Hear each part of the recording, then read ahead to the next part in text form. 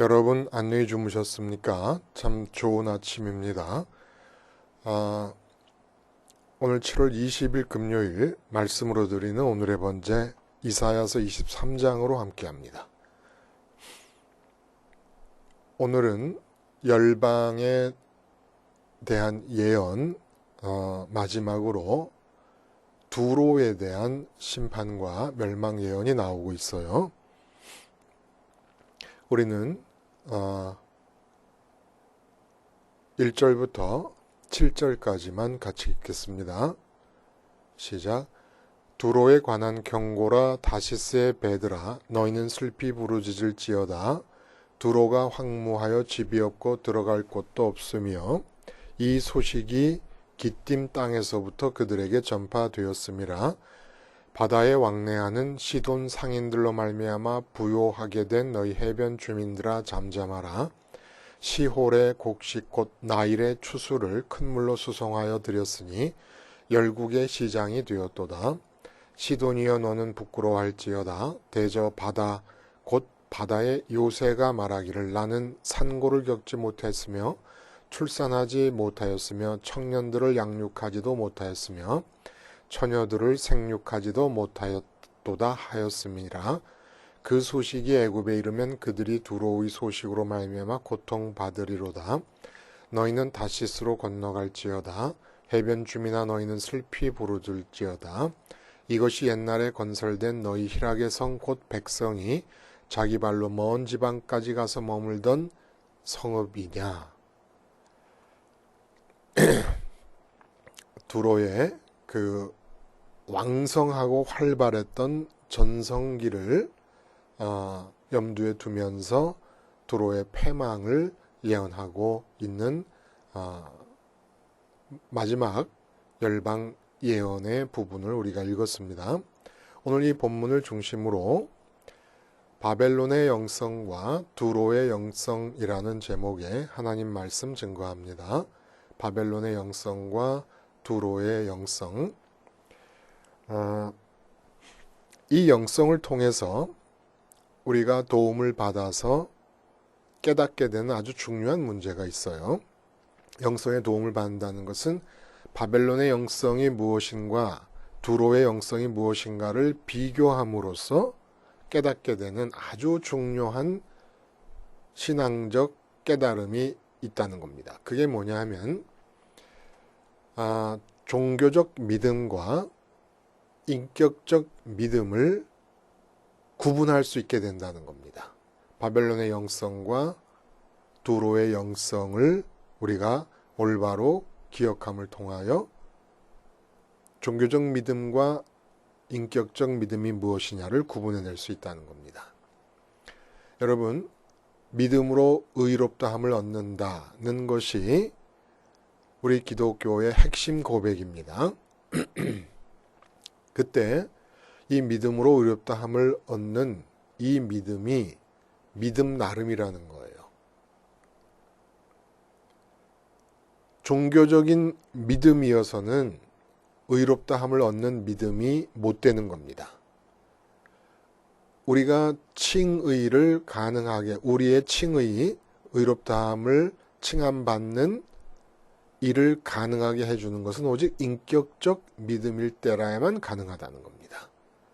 사도 바울이 말씀하시고 마르틴 루터의 주장처럼 오직 믿음으로 의롭다함을 얻지만 이 믿음은 종교적 믿음이 아니라 인격적 믿음이라는 전제하에서만 사도 바울과 마틴 루터의 이 말씀과 주장이 타당하게 적용될 수 있다는 거예요. 그러면 먼저 인격적 믿음이란 뭡니까? 종교적 믿음은 무엇이고? 이것을 우리가 바벨론적 영성과 두로적 영성을 생각하면서 한번 살펴보는 겁니다. 바벨론이 열방의 예언 중에 처음 나왔어요. 그렇죠? 사실은 이사야가 예언할 당시로서는 바벨론은 아직 유프라테스 강과 티그리스 강 사이에 있는 약소 국가에 불과했었습니다. 근데 그 국가가 약소하고 미비한 존재감을 벗어버리고 고대 근동의 패권 국가가 되는 과정도 뛰어넘고 망하는 단계를 이사야가 열방에 대한 예언 첫 번째로 하게 됩니다. 그리고 이에 마지막으로 열방에 대한 예언 마지막으로 두로에 대한 예언을 하는데 바벨론과 두로는 이렇게 처음과 마지막으로 나오면서 특별한 특성의 영성을 대표하고 있는 나라들로 거명되고 있다는 거예요. 바벨론의 영성은 말씀을 반복해서 드렸습니다마는 성전 파괴적인 영성입니다. 꼭 물리적으로 성전이라는 건물을 파괴하지 않더라도 바벨론은 군대를 이끌고 와서 물리적으로 성전을 파괴하지 않았습니까? 그런데 이런 물리적인 차원의 파괴가 아니라도 성전의 본래의 존재의 의미를 내 삶에서 제거해버리는 영성이 바로 바벨론적 영성이라는 거예요. 성전이 없는 것과 똑같은 상태로 만들어버리는 영성. 이것을 우리는 십자가 생활화의 필요성에 저항하는 영성, 십자가 생활화를 하지 않고도 잘 믿을 수 있다고 주장하는 영성과 동일시했습니다. 근데 성전을 회방하는 영성을 다른 말로 하면 하나님 자신을 추구하는 일을 방해하는 영성이라고 할 수 있습니다. 하나님 자신을 추구한다. 이것이 무엇을 뜻하는 것일까? 또 그럼 두로의 영성이란 무엇입니까? 바벨론의 영성이 성전을 파괴함으로써 성전이라는 게 하나님을 추구할 수 있는 유일한 장치였습니다. 근데 하나님 추구의 유일한 길인 성전을 회파했으니까 하나님 자신을 가지기 위하여 추구하는 일을 방해하는 영성이라면 두로의 영성은 이 세상의 것을 추구하는 영성입니다. 바벨론은 하나님 추구를 방해하는 영성이고 두로는 세상 것을 추구하는 영성입니다. 그러니까 바벨론은 부정적인 측면의 영성을 대표하는 것이라면 두로는 적극적인 측면의 영성을 대표하는 것이죠. 단 적극적인 것이 세상을 향한 적극적 영성을 대표하는 게 두로라는 거예요. 왜냐하면 두로는 그 시돈이라든지 여러 개의 도시 국가가 팔레스틴 북쪽의 서해안, 그러니까 지중해의 서쪽 해변이 되는 거죠. 지중해의 동쪽 해변이 되겠습니다. 팔레스틴의 입장에서 보면 서쪽이 되지만 그 북서쪽 지중해 해안가를 따라 형성된 도시국가 연맹이 있었어요. 그것을 성경은 베니게라 그러는데 페니키아. 우리가 지금 사용하는 그 영어의 모체가 되는 알파벳을 만들기도 했던 페니키아. 이 페니키아가 주전 2700년 전부터 이집트와 교역을 하면서 해상 무역을 시작해가지고 주전 1300년, 1200년대에는 지중해의 해상권의 강자로 제1강자로 등장을 하게 됩니다. 그래서 오늘 우리가 1절부터 7절까지 읽는 중에 애굽도 슬퍼하고 기띔이라는 얘기가 나오고 다시스라는 얘기가 나오고 있지 않습니까? 기띔은 그 지중해 가운데 있는 구브로 섬, 키프로스라 그러나요? 키프로스 섬을 말하는 것이고 다시스는 저기 지중해 끝에 있는 스웨덴이란다. 스페인 남쪽에 있는 항구 도시를 말하는 거예요.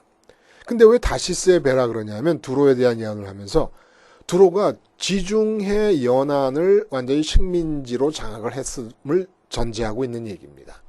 그리고 아프리카 서쪽 해안뿐만 아니라 동인도까지 진출을 해서 페니키아 상인들이 왕성하고 강력한 해상권을 장악하게 됩니다. 이런 걸 염두에 둔 거예요. 그러면 이 두로의 영성이 뜻하는 바는 뭐냐? 상업과 무역업만으로 생계를 이어가는 사람들이었기 때문에 두로와 시돈 이런 도시 국가들이 이 사람들에게서 가장 강력한 삶의 이유는 이윤추구예요. 이윤추구. 상업과 무역업만으로 생계를 꾸려나간 사람들이니까. 사실은 오늘 이 두로에 대해서 종교적 측면의 어떤 책망이 하나도 없어요. 근데 왜 이게 이상하냐 하면은 북왕국 이스라엘 아합 왕 때의 왕비인 이세벨 아시죠? 이세벨이 북왕국 이스라엘을 바알 숭배와 아세라 숭배로 완전히 점령되게 만듭니다. 그리고 그 여파로 남왕국 유다에서도 바알 숭배, 아세라 숭배를 끌어들이게 됩니다. 근데 이 선민의 나라를 아세라와 바알 숭배로 전염시켜버리고 정복시켜버린 장본인이 누구냐면 바로 이세벨인데, 이 이세벨이 이 시돈, 두로와 시돈 출신 여자라는 거예요. 그러니까 얼마든지 우상숭배에 대한 것이 심판과 멸망 예언의 이유가 될 수 있는데 8절부터 쭉 읽어보면 그 이유가 부귀영화와 교만 때문이라고 얘기를 하는 거예요. 그러니까 앞에 말씀드린 대로 두로의 멸망의 이유를 그렇게 지독하고 부패하고 타락한 종교적 차원에서 찾는 것이 아니라 인격적 믿음의 차원에서 찾고 있다는 겁니다. 두로의 멸망의 이유. 그러니까 종교적 믿음은 인격적 믿음에 뒤따르는 것이고 부수적인 것일 뿐인 것이에요. 멸망의 주된 이유는 우상을 숭배했기 때문이 아니라 우상 숭배에 앞서서 인격적 믿음에서 문제가 있기 때문이라는 겁니다. 세상에서 가장 사람들이 보편적으로 많이 추구하는 세상의 가치가 뭡니까? 그게 바로 돈이잖아요. 근데 상업과 무역업만으로 생계를 유지하는 이 나라가 주로 하는 일이 뭐예요? 이윤 추구입니다. 이윤 추구. 그래서 두로의 영성하면 세상의 가치를 적극적으로 추구하는 자들의 대표적인 하는 자들을 대표하는 영성이고, 바벨론은 하나님을 추구하는 것을 방해하는 자들의 대표적인 영성이라는 겁니다. 자, 여기서 인격적 믿음과 종교적 믿음이 우리가 꼭 알아야 될 개념으로 등장을 하는 거예요. 여러분, 인격이라는 것은 우리 마음에 나라는 의식이 활성화되고 있는 상태입니다. 인격은 고정되어 있는 고체 같은 게 아니에요. 과정입니다. 과정. 하나의 과정으로서 존재하는 거예요. 나라는 의식이 살아있는 마음이 곧 인격이에요. 근데 그 마음은 하나님 크기의 공백을 안에 가지고 있습니다. 그래서 인간의 모든 활동, 생각부터 판단, 생각, 그리고 언어, 말, 그리고 몸으로 하는 행위까지 포함해서 모든 활동은 바로 하나님 크기로 비어있는 공백에서부터 발생하는 채우기 위한 흡입력의 표현입니다. 그러니까 우리가 왜 판단하고 생각하고 왜 말하고 왜 행동하느냐, 그 근원을 따져보면, 그 뿌리를 보면 전부 마음이 비어 있어서 그 마음을 채우기 위해서, 마음의 포만감을 느끼기 위해서, 이 마음의 포만감이 만족이에요. 이 마음의 포만감이 유지되는 상태가 평강이고 기쁨이고 행복입니다. 그래서 내가 왜 말을 하고 있고 내가 왜 지금 이런 생각을 하고 있는가? 그 근원을 따지고 뿌리를 찾아 들어가 보면 마음이 비어 있는데 마음을 채우려고 하는 거예요. 모든 사람이 똑같아요. 마음을 채우려고 하는 욕구 자체는 죄가 아닙니다. 죄는 이제부터 발생하는 거예요. 근데 마음을 채우려고 할 때 사람이 어떤 대상을 선택하고 정하는데 여기에 믿음이 발동합니다. 이게 바로 인격적 믿음이라는 거예요. 두로 사람들처럼 이윤을 많이 남겨야 만족하다고 믿는 이 믿음. 왜 인격적이에요? 인격이 마음과 나라는 의식으로 구성되어 있는데 마음이 비어 있으니까 그 비어 있는 마음을 채울 수 있을 거라고 믿는 믿음이 인격적 믿음이라는 거예요. 마음으로 이루어진 인격, 근데 그 마음이 비어 있어서 내 마음을 채워서 만족과 기쁨을 줄 수 있을 거라 믿어지는 믿음이 인격적 믿음이라는 겁니다. 그에 반해서 종교적 믿음이라는 것은 그냥 기독교라는 종교에 하나님을 믿는 것, 불교라는 종교에서 석가모니를 신격화하는 것, 이슬람에서 알라신을 믿는 것, 인도의 힌두교에서 시바신을 믿는 것, 또 가나안 종교에서 바알과 아세라를 신으로 섬기는 것, 이런 게 다 종교적 믿음입니다. 근데 종교적 믿음이라는 것은 인격적 믿음과 어떤 차이가 있냐면, 인격적 믿음은 믿음의 대상을 반드시 추구합니다. 왜냐하면 마음이 그것으로 인해서만 채워질 수 있다고 믿기 때문에 그것을 실제 가지기 위해서 추구합니다. 근데 어떤 종교적 믿음도 그 종교의 신 자체를 추구하는 사람은 아무도 없습니다. 알라 신이다. 그러면 알라 자체를 내 마음의 체험거리로 추구하는 사람은 없다는 거예요. 인도의 신을 믿는다 그래도, 힌두교의 신을 믿는다 그래도 그 신을 기쁨과 만족거리로 추구하는 힌두교인은 아무도 없다는 겁니다. 힌두교인도 가만 보면 돈이에요. 금이고 돈이에요. 가나안 종교를 가만히 보면 금이고 돈이에요. 전부 두로와 시돈이 추구하는 이윤과 돈을 인격적 믿음의 대상으로 생각하고 있으면서 인격적 믿음의 대상인 돈을 추구하는 과정 중에 종교를 창조해냅니다. 종교의 신을 동원시킵니다. 인격적 믿음의 대상을 추구하는 방편으로. 근데 우리가 내 마음의 공백을 채우기 위해서 만약에 어떤 목사님이 예배당을 잘 짐으로써 마음이 채워지고 만족과 기쁨을 얻겠다. 예배당을 잘 지면 기쁠 텐데 라고 생각하고 있다면 그분의 인격적 믿음의 대상은 예배당이 되는 거예요. 그리고 하나님께 기도를 하면은 하나님은 종교적 믿음의 대상이 되는 겁니다. 근데 하나님을 이렇게 종교적 믿음의 대상으로 믿고 있는 한 그 믿음으로는 의롭다함을 얻지 못한다는 거예요. 예배당이 없고 천막을 치고 해도 예배당이 번듯함으로 내가 기쁜 건 아니다. 하나님만이 내 마음을 채워주실 수 있다. 라고 믿는 게 인격적 믿음이라는 겁니다. 그래서 여러분, 예수님도 재물과 하나님을 겸하여 섬길 수 없다라고 할 때 섬긴다는 게 뭐예요? 추구한다는 거예요. 가지기 위해서 추구하는 것. 섬김은 가지기 위해서 추구하는 겁니다. 그래서 하나님의 라이벌을 재물로 등장을 시키셨습니다. 근데 두로가 바로 이 재물을 본격적으로 주도적으로 선봉에 서서 추구하는 자들이었다, 이런 얘기입니다.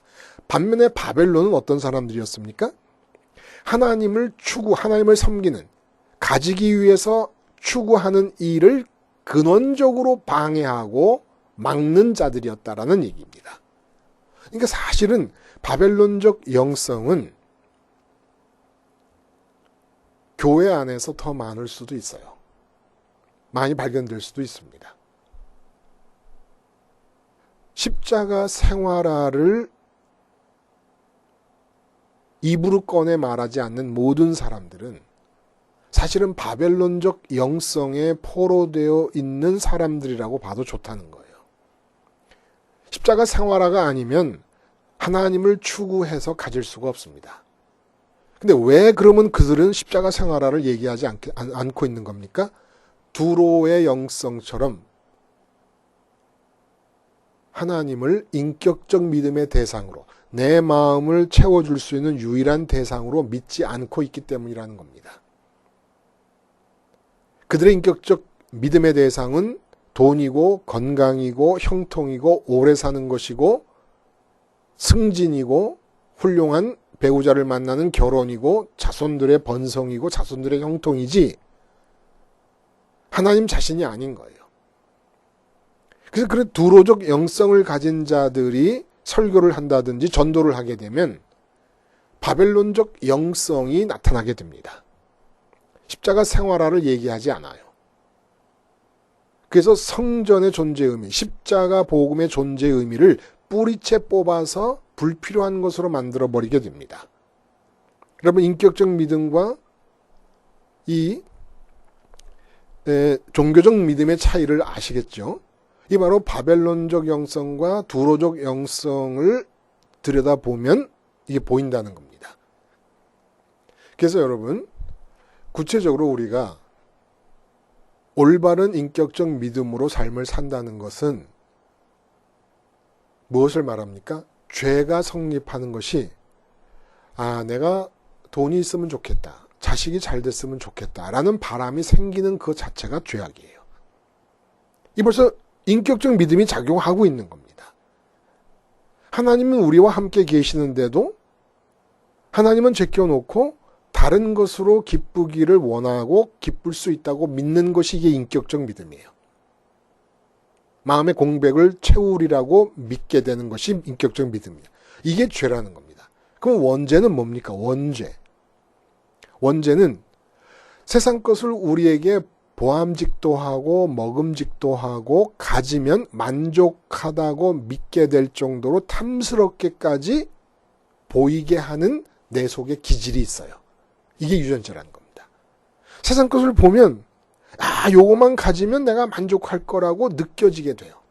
거의 무의식적으로 자동적으로 이미 나는 세상 것을 바라고 있습니다. 이게 유전죄의 기질이라는 거예요. 이런 유전죄의 기질에 이끌려서 정복당해서 어떤 세상 것을 팍 붙잡고 이걸 가져야 행복하고 만족하겠구나라고 하는 것이 인격적 믿음의 상태라는 겁니다. 그런 인격적 믿음의 상태가 형성이 되고 나면 그리고 그 다음에 나타나는 일이 종교를 등장시킵니다. 종교를 필요로 합니다.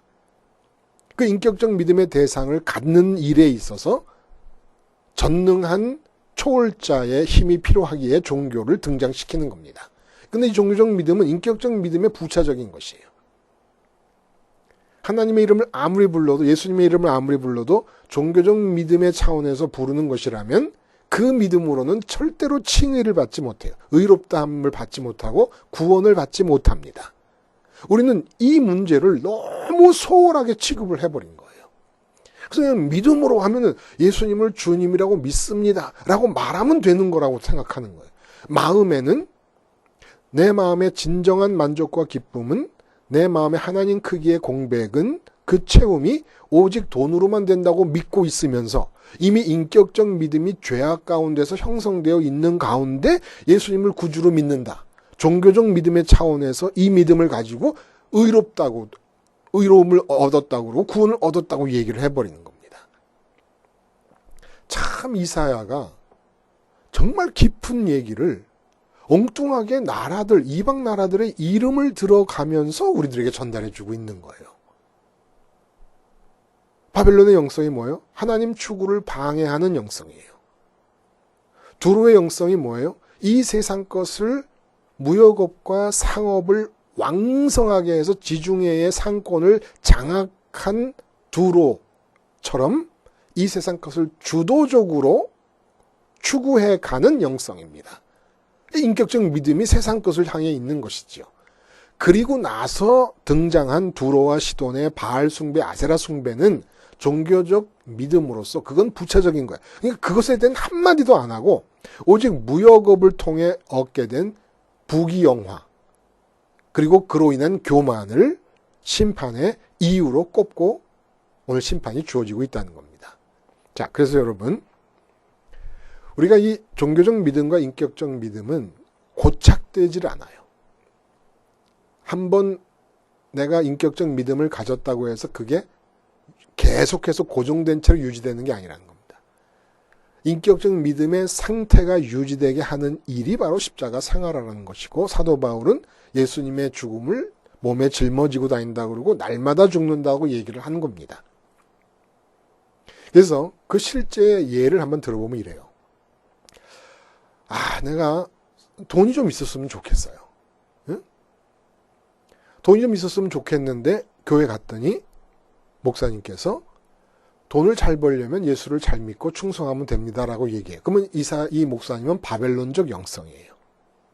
그리고 돈이 좀 있으면 좋겠다라고 하는 이 상태가 인격적 믿음이 형성된 상태고, 돈이 내 마음에 채움을 준다고 믿는 이것이 바로 죄악이 되는 것입니다. 그리고 그 돈이 그렇게 탐스럽고 갖고 싶은 거로 보이게 하는 것이 내 속에 있는 유전자의 기질이고요.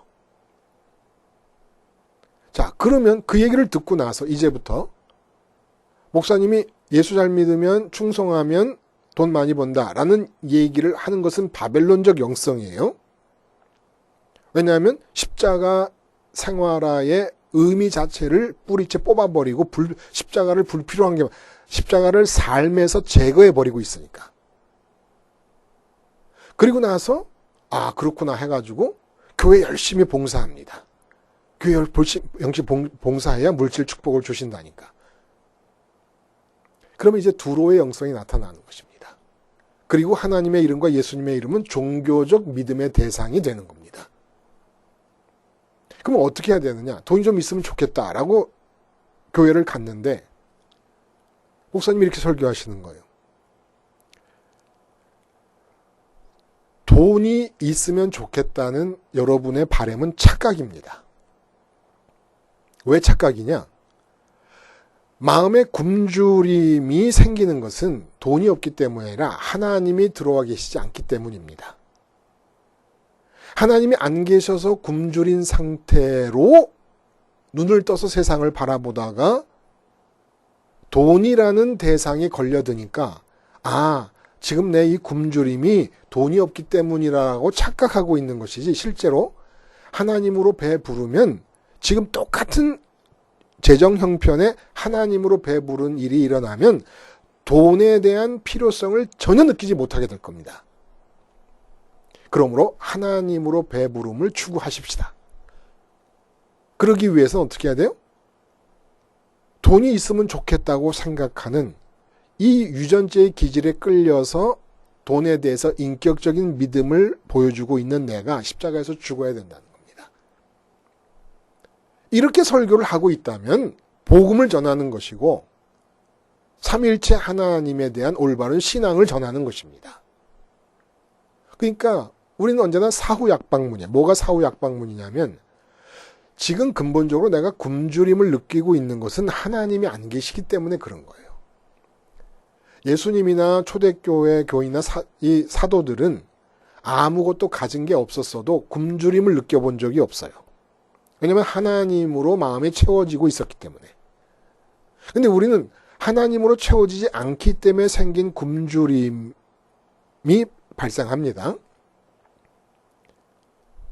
근데 굶주림이 이미 하나님 때문에 생긴 것인데 하나님을 인격적으로 믿지 않아요. 하나님으로 만족할 수 있거나 하나님으로 배부를 수 있다고 믿지 않아요. 그리고선 내가 배가 고픈데 왜 배가 고플까라고 찾다가 돈을 딱 보면 아, 돈이 없구나. 건강을 딱 보면 건강이 부족하기 때문이구나. 자식을 딱 보면 자식의 형통이 일어나지 않고 있기 때문이구나. 이게 사후약방문이라는 겁니다. 먼저 굶주림이 발생하고 나중에 육체로 만나고 눈에 보이고 귀에 들리는 것들 중에서 그 굶주림에 대한 이유를 찾는 거예요.